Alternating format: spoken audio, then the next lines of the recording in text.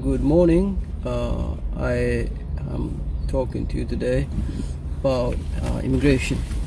There is a lot of talk going on in the United States of immigrant people coming from all over the world, flooding into the United States, coming into the United States in hundreds of thousands of people in any given day. People show up at the border in very, very high numbers. And what's happening is actually kind of sad and hilarious at the same time. The immigrant figure out how to get into the United States, how to get their children into the United States. They figure out the laws, the legality of immigration, or what is the requirement per the immigration by the immigration law in the United States. A lot of lawyers advise this immigrant of the legality of, like, if somebody is under the age of 18, if they are under the age of 18, they can come to the United States. They cannot be sent back. Those are like 100% guaranteed. That's what a lot of people think. And the second thing is, if the person looks like they are under the age of 18, they cannot be sent back because they are considered minor. And the third thing is pregnant woman. People flying from overseas, from other countries to Mexico. Let's say somebody want to walk into the United States border. They fly over from Africa, from Asia, from India, from Australia, from Middle East, from Russia, whatever the case may be. They fly over. So they will fly to the Spanish-speaking countries, and then they would just walk to the United States border. Fly to the Spanish-speaking countries, take the buses to get to the United States border. The buses, taxi, Uber, whatever. They get dropped off at the border of the United States, and then they will apply or claim asylum at the border. Or they just drop off their children. Sometimes the whole neighborhood, the whole city, the whole town of a different country will come together and pour the money together to get their children to United States. Minor children, or somebody who look like they're under the age of 18. Okay, they will entrust, they give it to an adult. Let's say 5,000 children. About 50 adults will take care of this to get them at the border of the United States, and then the kid will be told to go into the walk it to the border, through the border, and then there will be United States Border Patrol waiting for these people, for these kids, and the kid will say, a lot of times they say they're here to see their family, friends, or whatever. They want to come to the United States, they want to come to America. And because the kid is under the age of 18, or they are considered a minor, somebody who cannot take care of itself, so they cannot send them back to the country these kids come from.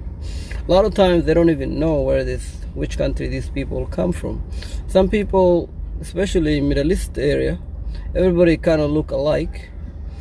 So people come in, they will claim to be from a country that are friendly to United States, or where the people cannot be deported back for one reason or the other. And this is causing a lot of problem. I think the way America deal with this is just like every other country, is to change their immigration policies of not turning away minors. Because what will end up happening is every year, every country, especially Middle East now, they are have a lot of sympathy from the West for whatever reason.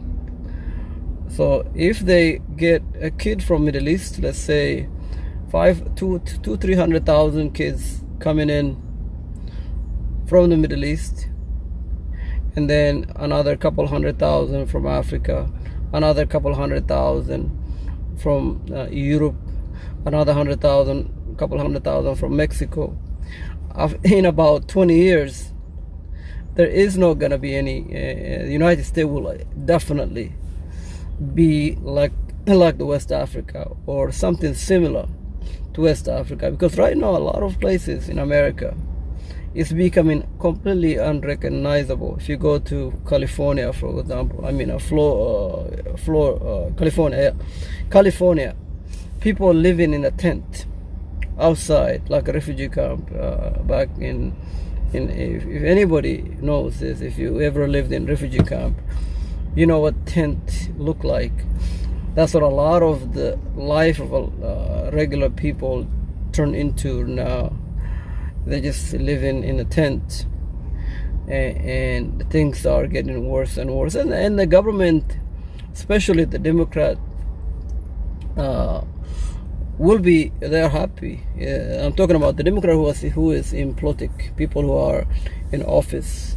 They see this as an opportunity to stay in power, because these poor people coming in, they will be voting for Democrat, because voting for Democrat will allow them to bring in their friends, their neighbors, and their families and stuff like that. And so it's very likely that the United States is definitely going down the shitholes. It's going down the drain. It's not what it used to be, and it is definitely it's getting way worse.